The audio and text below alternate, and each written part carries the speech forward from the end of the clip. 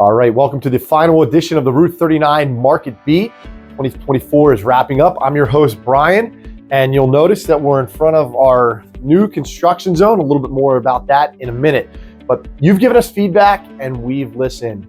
So you're going to see a little bit of a different edition this time. You're going to hear from Steve and Jake as they recap 2024 with the rearview mirror, and you'll hear from myself and Steve as we look ahead to 2025 in the road ahead. But a little bit about our local delivery network here. We're going to go visit a local business owner, talk a little bit about the market and the economy, but we're also creating a resource center for all of our clients where we can meet their needs from a variety of different businesses that we have relationships with and that we've vetted out. And you'll see more about that as the year progresses. But for now, let's go meet our first owner. So here we are. I'm standing by a local living legend. You see the sign in the back. You've all seen the sign on Route 39, and you've probably seen the yellow trucks driving around. I mean, here we are with Mr. Gary Houck. Gary, first of all, it's a great marketing scheme that you have going on. It's right up there with some of the best known names that I recognize. What's the marketing scheme? Well, all the yellow, all the Houck, everything. Well, we have to go to yellow trucks or white trucks. They don't make yellow anymore. No, you should paint them. You just got to paint them. Okay. But anyway, we're really honored to be here. Just have a couple of quick questions for you. But tell us a little bit about the business, because you've been here a pretty long time. At least, what, 5 years? Yeah, 5 years. I've been doing this since basically I was a kid. And then my dad ran a business. My brother was still in Vietnam in 1969. I was in the Army and then started back up after I got out. So I've been doing this 50 some years. But I've been so blessed with good people over the years, both inside of Houck and outside. We've had people here 45, 50 years. A lot of people still here a long time. We've got a lot of good young people. But we basically do specialty work. We don't do any residential. We do all commercial, industrial, institutional. We work in the mid-Atlantic states. We have 9 different branches of companies from our core business. I'm a bricklayer by trade. That's how I started out. We do masonry restoration, caulking, waterproofing.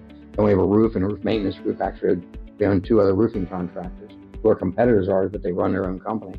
We have an electrical division. We have industrial welding and fabrication. We have a small GC that just does specialty work. And that's it. And I'm just, my new title, I used to be CEO. Now I'm chairman of the board. That's kind of too boring. So my new title is, what's my new title? Oh, FOB, Father the Boss, CTM, Chief Troublemaker, and Head Cheerleader. And that's what I do all day long. And I'm so blessed. The guy ran the company, wanted our daughter to come in and own it.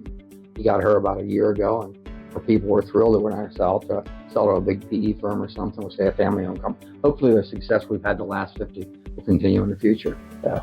Well, with the 3 H's that you have on the wall here, honor, humility, and health, I think you have something pretty good going. And it seems like you dabble in a few things. Yeah, I do once in a while. Yeah.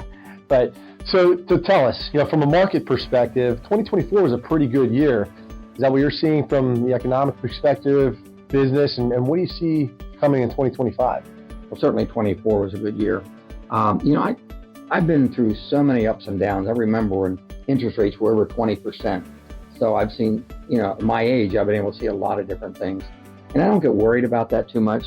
If you're thinking it's always going to go up, it's not always going to go up. I think with our backlog, we have a better backlog right now going in through all of our branches or divisions than we had last year at this time. So that to me is a good thing. We can have a downturn sometime. I just don't see that happening right away. Yeah. From the people that I talk to, like you guys that know the markets and stuff and do a good job at it, there's caution and optimism every year. You have these people think this and these people think this. I choose to be on the optimism side, but there will be ups and downs. But I think it's going to be another good year. That's just my opinion. I'm just a bricklayer by trade, so I don't know. Well, it's a great perspective, especially with all the company is involved in. Good kind of barometer for the economy. So we'll see what happens, but we're really, really blessed that you took the time to speak with us today. Well, I only took the time because you told me the last guy canceled out on you 10 minutes ago. And you wanted me to help you out. So I thought, man, I got to help you guys out. But thank you very much. Wow. It's been an honor and a privilege. I remember when you worked here and out of college in the field, I didn't think you were going to turn out to be anything. You were a good worker then. You're a good guy now. And thank you. Oh, thank you, Gary. Welcome back to the Route 39 Market Beat. We are looking at a couple different sections here today because this is going to be a special edition. It's the end of the year, and we've heard some of your suggestions, and we're ready to take them into action when we produce this video for you. So let's look at the rearview mirror we used to call in the Jake and Steve show, but really what 2024 was all about. So obviously everybody knows there was a huge event this year. It was an election, and we saw a lot of increased volatility in the markets. So yeah, Jake, there was a pretty good, if you look at it, return on a lot of the indices, but there was a heavy concentration in the growth area, and a lot of areas were overlooked. The Dow, some areas, small cap, and they started to come together, but then trailed off here towards the end of the year. So I think 2024 did is it set us up for an interesting outlook for 2025. In other words, making sure you're going to be positioned in the right areas. okay, well, that's a perfect segue. So let's talk about some of that positioning we did. So with the increased volatility, we're always active, and we're not just necessarily buying you the Dow Jones or the S&P 500. We're building our portfolios from the bottom up using individual stocks. So Steve, why don't you go through a little bit about how we handled this volatility in 2024? Yeah, so when you look at what happens here towards the end of the year, you consider things like tax loss selling and a new presidential term coming up with what's going to be the areas, the sectors that should perform.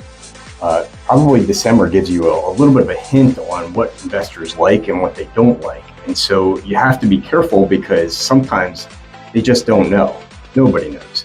But if you can capture some things that are on sale, and like you said, not just buying the whole market, we've been really specific in looking at individual stocks and very specific in different areas of sectors. And I really believe, building, taking your time, always having some cash availability will help with that volatility. So basically where we stand at right now is these strategies have been implemented. However, like Steve said, there's still some of that cash on hand. So we'll continue to do this buying process. But in the next part of the video, when Brian and Steve talk about the road ahead and what we see in 2025, that will kind of lead into what areas we want to be focused on, like Steve mentioned, for this new administration coming in. All right, so we saw the rear view mirror, and now it's time for the road ahead. And while the rear view mirror focuses mostly on the investment side of things, road ahead is looking into 2025 from a planning standpoint and how some of the things that we see may affect financial plans. And yes, I am wearing the exact same outfit that Jake wore. We planned that. It's our new standard Route 39 uniform, so to speak. But Steve, let's look at three main areas here as we move into 2025. One of the topics every year is new tax brackets, and those have been adjusted. We have that information. You can contact the office. We'll communicate with CPAs as we always do with those new tax brackets in mind. The other thing you want to look at has to do with the new administration. And with Trump now in office, we're looking at the potential for some new policies, new regulations, but really focusing on the estate tax laws.